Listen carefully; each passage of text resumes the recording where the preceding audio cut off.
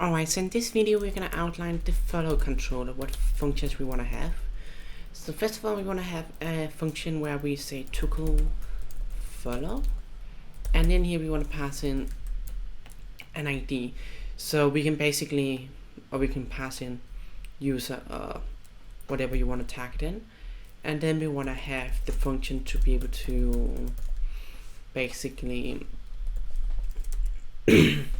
beside tuple follow, we want to have the function to be able to get follow count,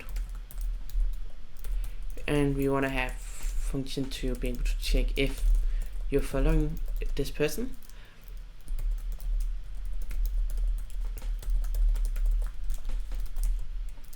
And again, we want to pass in ID here,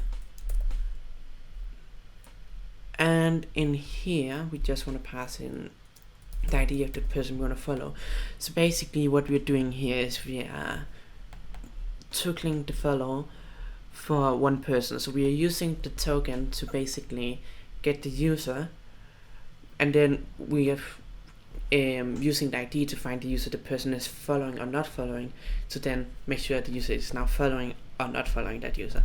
So basically that's what we're doing here. In this scenario, we just actually just need to have no ID because we can just get the token, and in this scenario we need the ID from the user to check if they're following each other. And that should be all the functions in the follow controller for now, at least. So let's go in and work with them in the next video.